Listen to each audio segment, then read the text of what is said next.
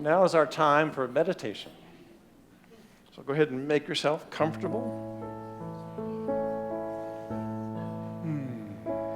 Take a couple deep breaths again. I invite you to close your eyes. For this is the time we have come to know as our opportunity to release and let go of tension, of cares of the day, cares about term papers. Just let them go for the moment. So that we can continue our work of opening our minds, of opening our hearts to the recognition of the presence of God. That in this very room, there's quite enough love for all the world. In this very room, there's quite enough love for all the world. And in this very room, there's quite enough joy.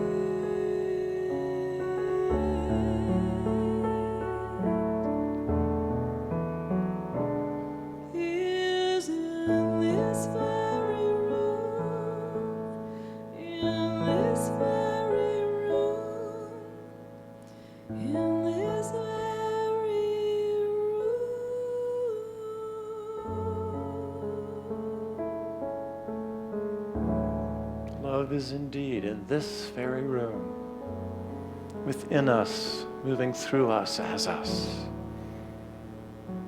I invite you to take another deep breath and gently let it out. For the yogis teach us that the breath is the quickest way to the soul.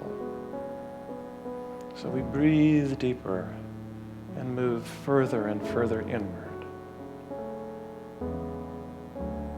I invite you to imagine as we're breathing in that we are recognizing the Christ presence within us. We are remembering that we are beloved of Spirit.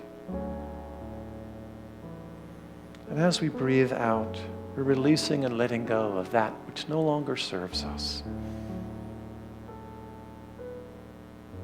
Letting go of the belief that we are somehow separate from Spirit.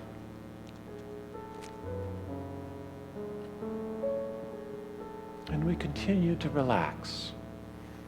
We allow ourselves to know that we are awakening anew, awakening to the Christ consciousness within, that perfect God idea of who and what we truly are as daughters and sons of the Most High.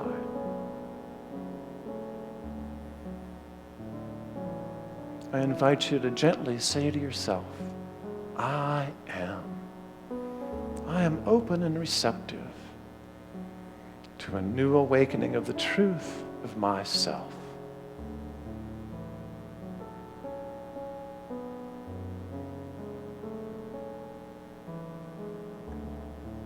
The same declaration that first inspired Myrtle Fillmore on her healing path, the path that became unity.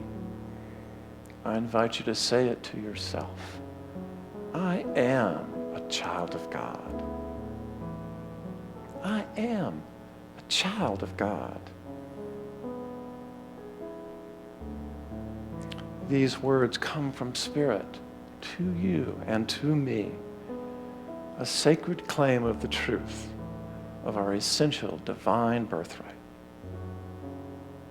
I am a child of God. And I am open to a new awakening.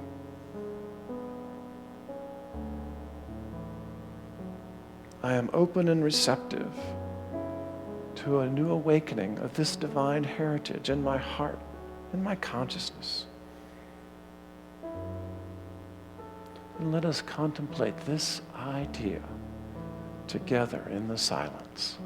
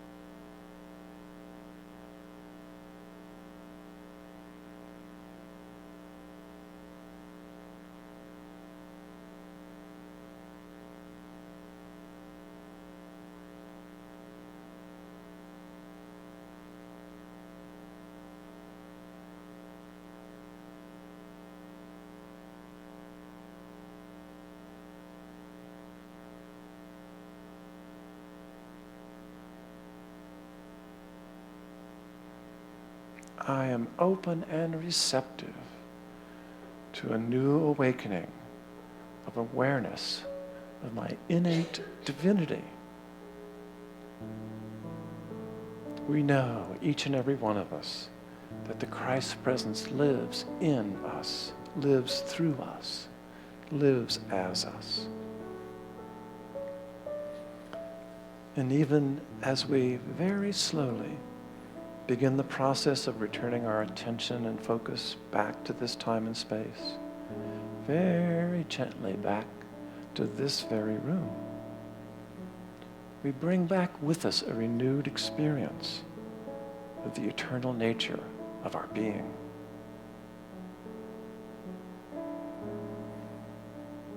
We're deeply grateful for this precious divine moment, this remembrance. And whenever you're ready, gently open your eyes and look upon the God that surrounds you.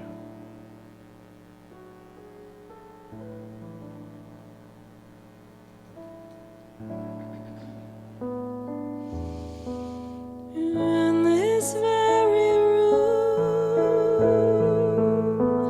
there's quite enough love for all the world. And in this very room, there's quite enough joy for all the world. And there's quite enough hope and quite enough power to walk through every fear. For spirit, one spirit,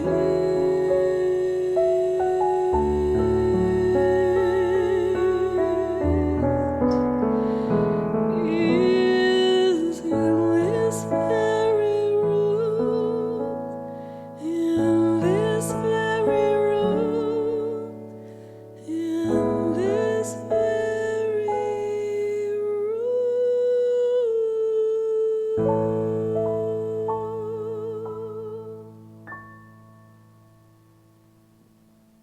I love that song. I love those words. The same power that rose Jesus from the grave lives in us. Lives in us. Let's take a moment. I invite you to close your eyes again. Let this belief, this idea, sink into your being for a moment. that same power that commanded the dead to wake lives in us. Lives in us. Drink it in, the feeling of the truth of this idea. Swallow it whole. Let it flow in and through you. Know it is who and what we all are. Yes, yes. Okay, so now open your eyes. It's not quite time yet for your afternoon nap. So how do we come to know this truth? To live knowing the power of who and what we are, and our ability to create our lives, and how to embody this very truth. How do we swallow God whole? How do we eat the absolute truth? Lock, stock, and barrel. The whole kit and caboodle. The entire enchilada. Or as we say it in Unity, God is good all the time. Well, I kind of like it better. God is the whole enchilada all the time. That sounds like a little more fun. Well, today we'll start with our thoughts, our beliefs, and explore some ways to change them. And then we'll talk some about the God placebo. And then we'll look at a story that we're all very familiar with that so powerfully illustrates the power of our thoughts to change our lives. And finally, we'll all have the opportunity to take the God placebo.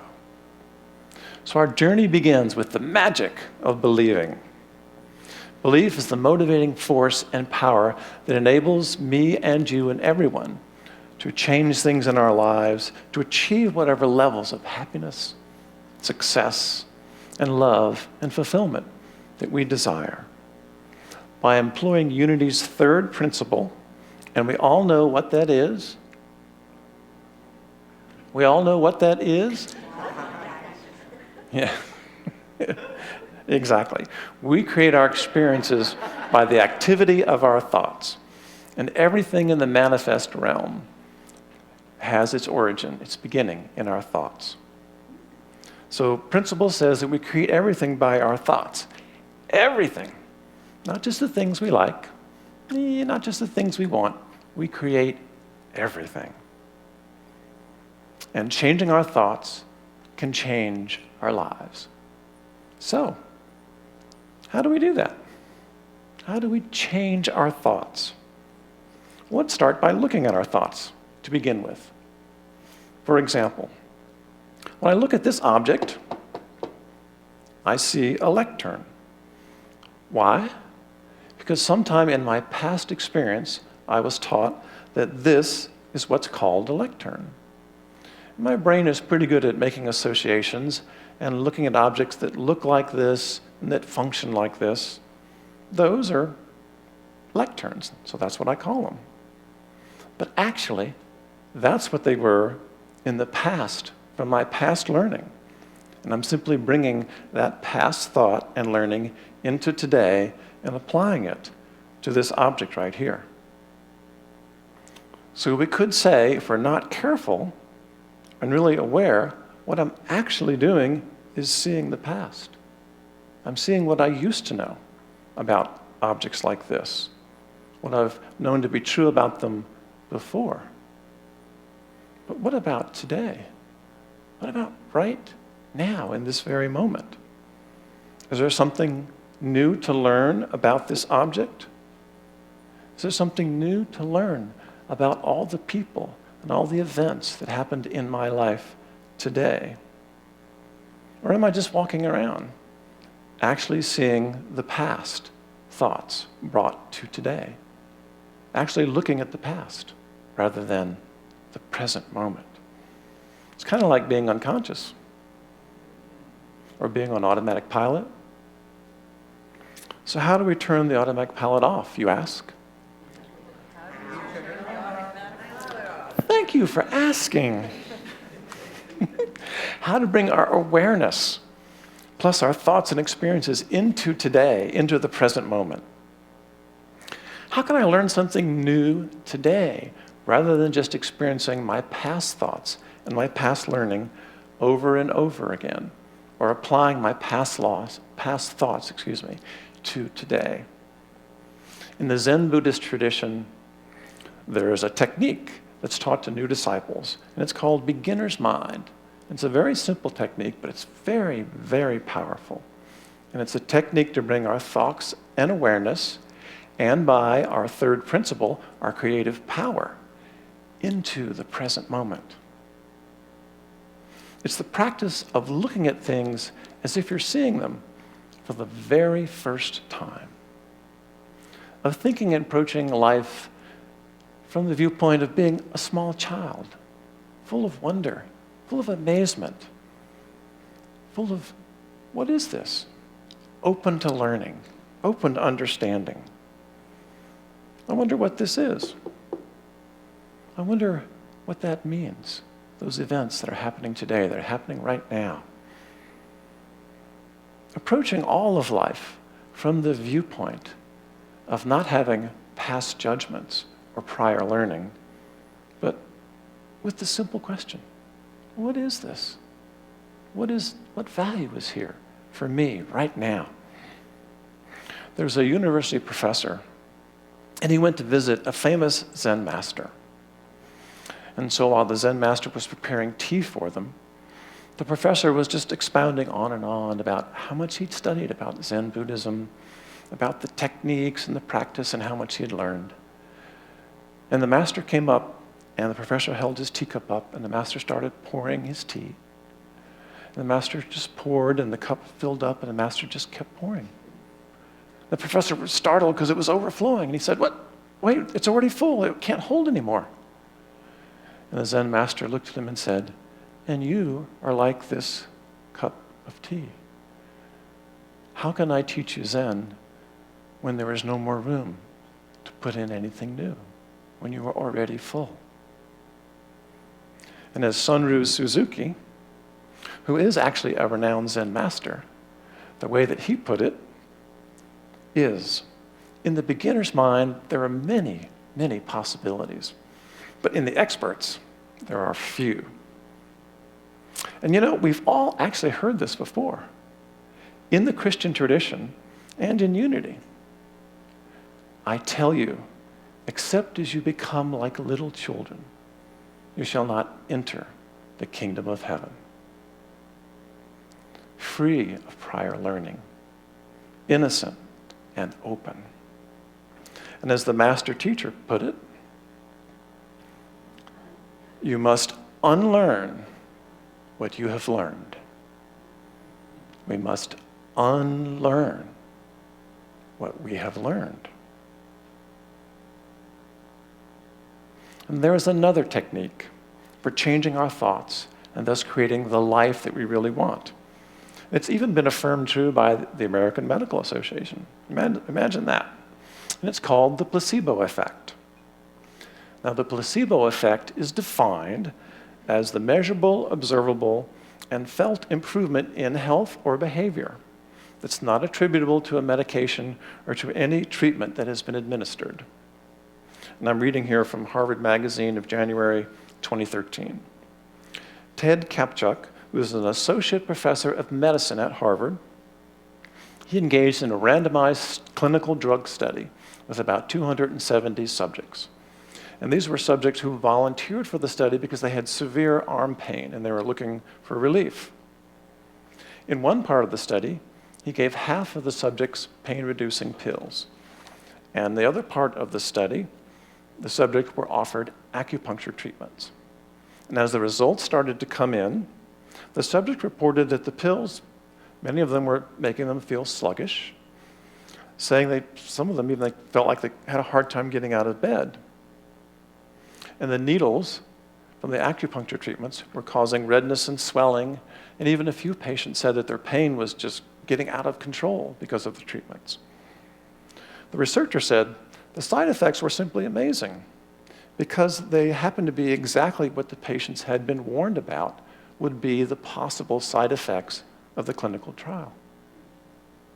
But even more interesting was that most of the other patients reported real relief.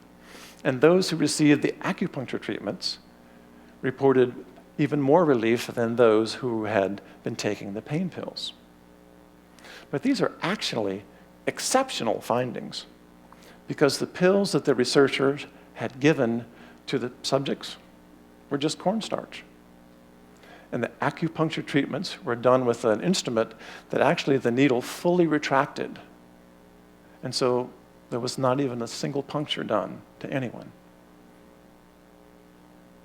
Researchers have found that the placebo effect actually stimulates real physiological responses, from changes in heart rate and blood pressure to chemical activity in the brain.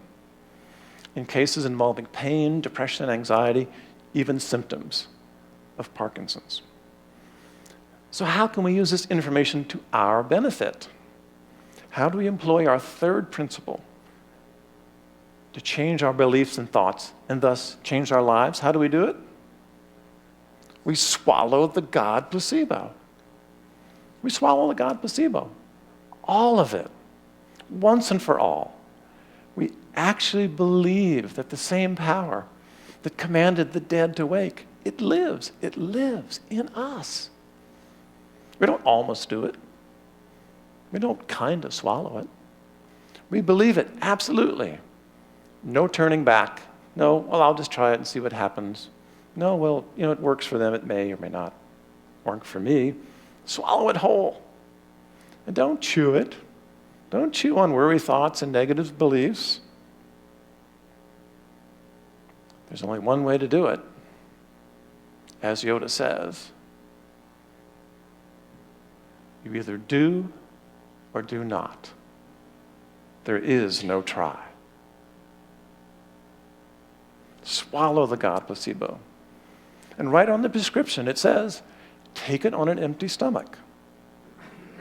Take it with your cup empty.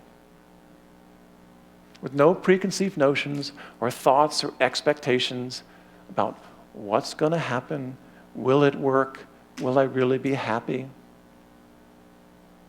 Again, you've heard this before. Seek ye first the kingdom of God and his righteousness, and all else shall be added unto you. There's a story that we're all familiar with, but we're going to look at it anew, as if for the first time. And it's the story in Mark of the woman who touched Jesus' garment. And at this point, Jairus, who is the leader of the synagogue in Galilee, has gone to Jesus and asked Jesus to come with him and to heal his daughter, who is lying on her deathbed. And Jesus has agreed to do that. And Jesus went with him, and much people followed him and thronged him.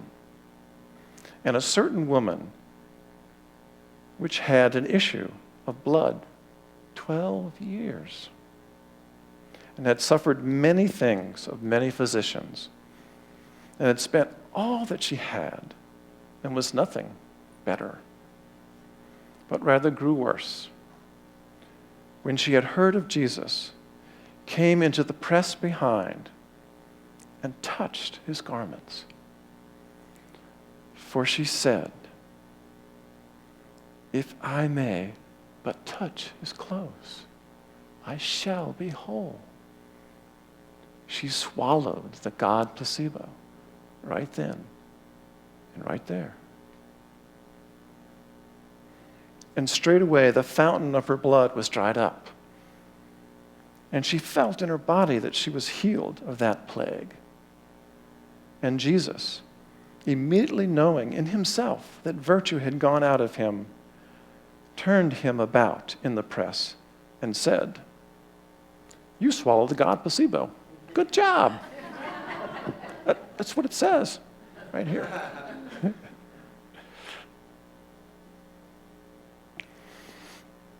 We could call it the leap of faith placebo.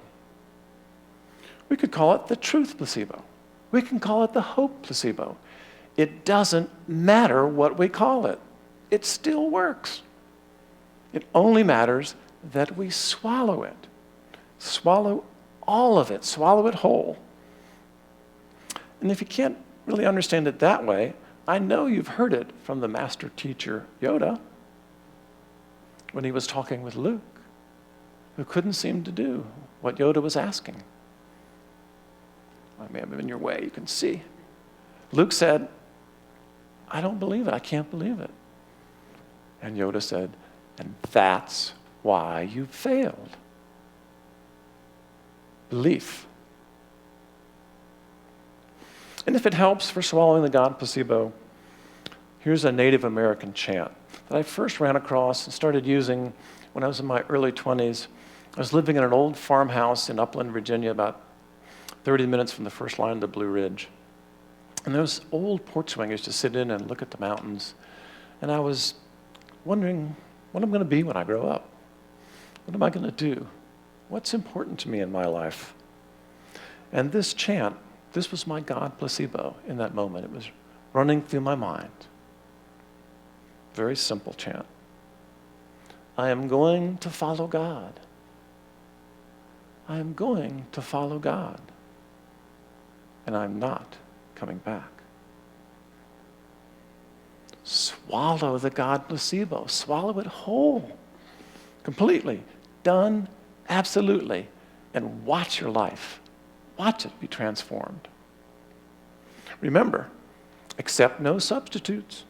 Not money, not success, not fame, not sex. Wait, who wrote this?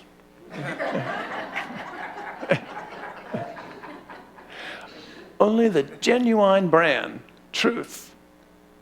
Swallow the God placebo for your life. From Anthony Robbins, the Master Motivator. What we can or cannot do, what we consider possible or impossible, is rarely a function of our true capability. It's more likely a function of our belief, of our thoughts, about who we are. So I've got some homework for you. You didn't think you'd get out of here without homework, did you? Even in church, Paul, there's homework.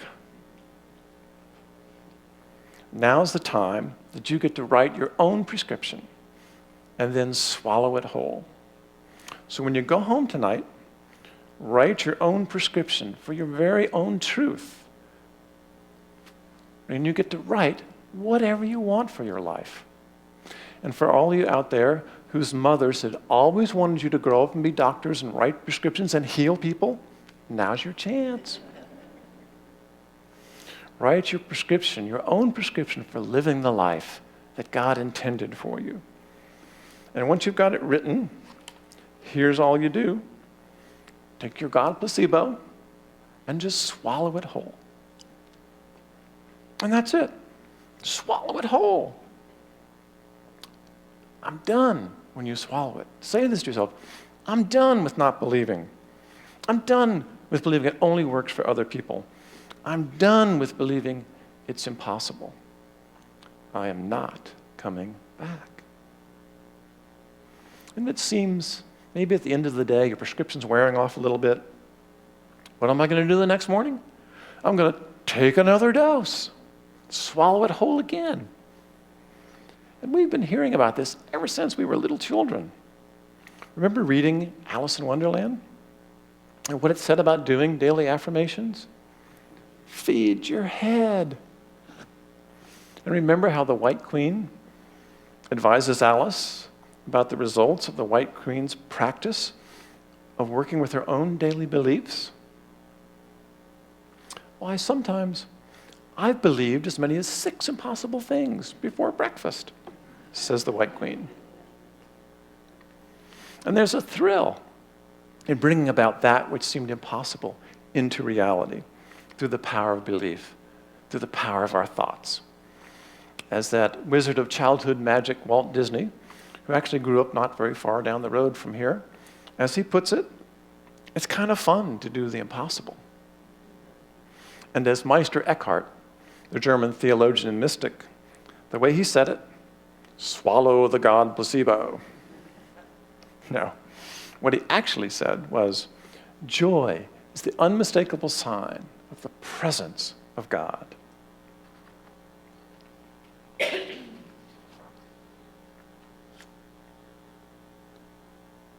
Oh, well, thank you.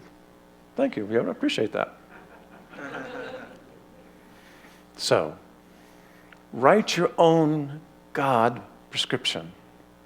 Write an undeniable affirmation of who and what you are as a divine child of a living and loving Almighty Spirit. And swallow it whole. Can we be bold enough? Can we have the courage to truly believe and to swallow this whole?